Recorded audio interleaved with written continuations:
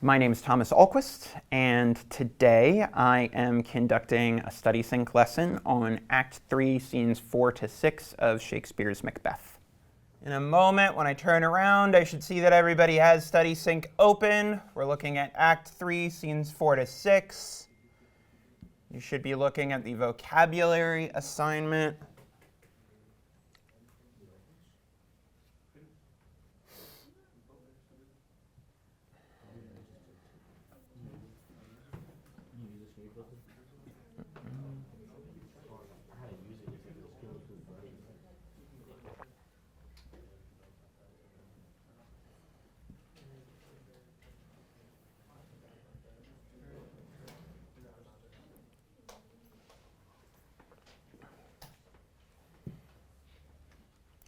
All right, we know how it goes at this point. We have the definitions that we're trying to match with the term. If you're not sure what the definition of the word might be, you definitely want to check that form. Am I looking at a descriptive word, a noun, or a verb? And then also you can take another look at the sample sentence. And of course, you may use your group as a resource. Can I have somebody from Suabir's table come up and do the first one for us? Osman, thank you for your bravery. All right, so we have dismal, disposition, exasperate, homage, infirmity, initiate, interpret, mirth, purge. What do you think?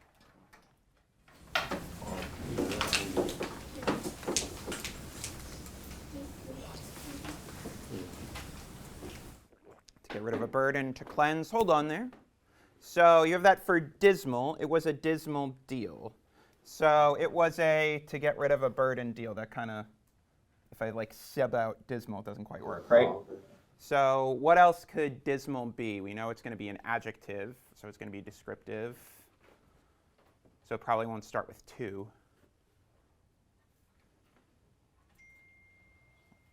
Something that sounds descriptive. In feudal society. Well, are you sure what feudal society is, or are you just guessing? No, I'm just guessing. That's okay. That's totally fine. This one? It's not that one either. It's okay. See if you can sub out one of these definitions for dismal. So if I were to say it was a hilarity laughter deal, that doesn't quite make sense, right? But if I said it was a very bad deal, that's very good. Yes, dismal, very bad, poor, or ineffective. Nailed it, Osman. Okay. Can I have somebody from the Kayla Ananda contingent to do the next one? Ananda, thank you.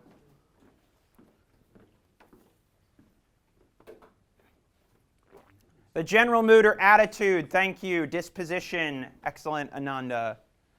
All right, somebody from the Sacred Haley Carey table, even though they've been split up a little bit.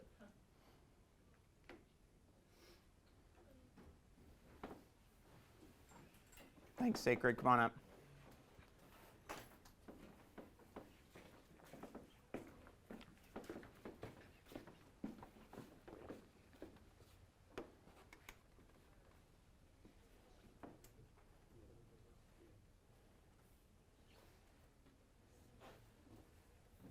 Get rid of a burden or to cleanse. Keep dragging it to the bottom. There it is. Cool. For purge, yes. Thank you, Sacred. To purge is to get rid of a burden or to cleanse. Very good. Somebody from Chris or Philip.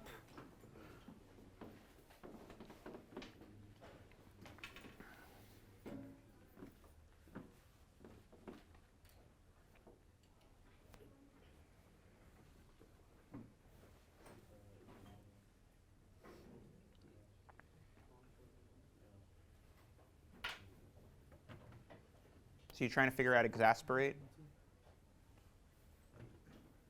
Relating to a person who is new to a skill. So my mother has a tendency to a novice the servers. Does that work necessarily? Maybe not so well? That's the one. All right, so we can at least eliminate that one. We're looking at a verb, right? So that's probably going to start with 2. So do you think exasperate makes more sense for determine or to irritate? To determine. My mother has a tendency to determine the servers at restaurants with her picky demands. No. Yeah, to irritate or annoy greatly. Thank you for bringing your attention up here. Back to the board for a moment. All right, same thing that we did last Thursday, and we've done this once before as well. Out of that list of vocabulary words, you're going to pick 5. You're going to write an original story about either Banquo's ghost, or Macduff, or Macbeth, or Lady Macbeth. Now, what are the rules for this assignment once again? Abdul, can you remind me of the first rule for this assignment? Needs to be original. Yes, do not just summarize what happens in Macbeth again. I want you to make something up. It can be totally invented. You could talk about Macduff and Banquo's ghost going for tasty freeze. That's fine. Ananda, could you say the second one for me? Remind me the second point. This story needs to use all 5 vocabulary words your group chose. Exactly, so we need to bring in all of the vocab words again. Sanders, could you say the third one? The story should be 5 sentences long. Should be 5 sentences long. If it's 4, but you manage to squeeze 2 vocabulary words into a sentence, bully for you. And then, Haley, what is the last get that you have to have, thing you must have? Bless you, bless you. A character from Macbeth, at least one. All right, let's get started, you guys. All right, so which one are you trying to use? Which one? Dismal. Dismal? Okay. Do you have the StudySync assignment open? What does it say dismal means? Ineffective. All right, so let's see where the story has gone already. Beth was feeling disposition from his normal evil mood. I think it would actually make more sense if you said feeling dismal from his normal evil mood, right? But then we got to work disposition back into it, because disposition doesn't really make sense in this sentence. Does mine make sense? Right? But dismal would. Macbeth says, it's time to purge whatever's making me feel uncomfortable. That works. Though, shouldn't be past tense. John, who's John? John paid homage to his family to help them live goodly. Who's John? I don't know. I thought it makes random stories. It's not totally random. It should be following these first 2, right? So, who else could pay homage to Macbeth in this season? Out of the characters that are listed up there. Well, they're in the same family, right? Yeah, so we know Macduff doesn't pay homage in the play, but you could put it in here, right? So, let's fix that. John becomes Macduff. Disposition becomes dismal, right? Can we do those 2 things first? Yo, bro. I don't care. He's reading, so like, yours.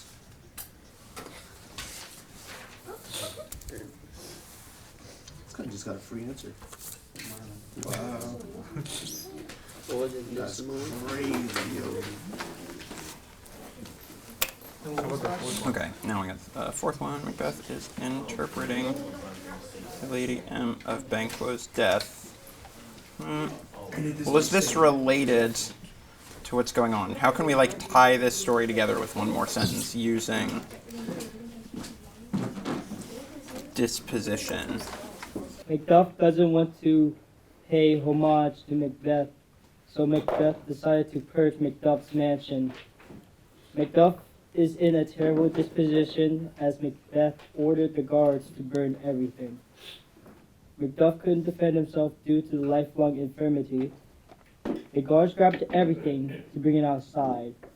The mansion was left in a dismal state. All 5, very good. Okay, cool. What instructional moves did you make to give all students access to the StudySync skill lesson? Yeah, so over the summer, I took a seminar in QTEL strategies, which is quality teaching for English learners. And a lot of what we learned in that workshop was about trying to get students to collaborate with one another as much as possible and use each other as resources in the room as they are working through questions and course materials.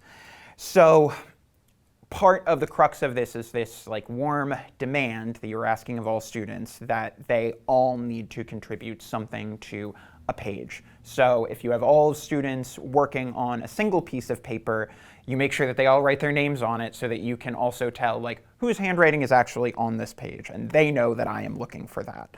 I also sort of try to break up the assignment so that there is a component of this that fits under like guided practice, right? So that vocab piece of the assignment where students are coming up one by one from each table to try and put vocab words where they actually belong. That is something that students can also be doing with the student at the front of the room. So if you are back at your seat, you should be doing the same thing that the student at the front of the room is doing, and you have this opportunity to check your answers while somebody else is thinking through the question in real time. And I also try and include as much space in my lessons for me to circulate throughout the room. So that everybody gets some attention from me. So if I see a student who is having difficulty accessing the material, maybe just for a technological reason, or maybe just for a reason of true lack of understanding or something, they actually get a minute or two with me where I can kind of figure out where they're at and try and redirect them so that they can get back into the lesson. Implementation of StudySync is going really well for you. How would you guide a colleague new to StudySync? So if a colleague was using StudySync for the first time, I would recommend that they definitely check those lesson plans that are listed on the website with most of the lessons that are included, because they do offer some of those speed bumps, those little places that emphasize metacognition and encourage students to think about the question before they start answering them.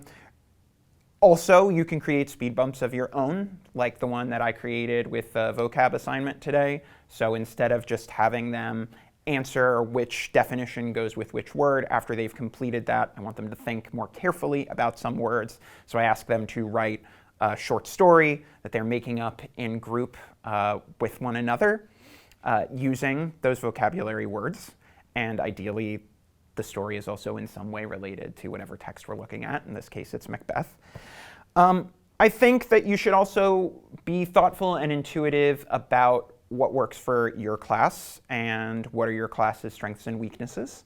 I would say, you want to note that when you assign a lesson in StudySync, for example, especially the multiple choice questions and the think questions, you have the opportunity to block out a couple, especially if they're ones that are asking things that you haven't really talked about with them, right? You don't want to set them up with a question that they're not going to be prepared to answer because it's not something you've discussed.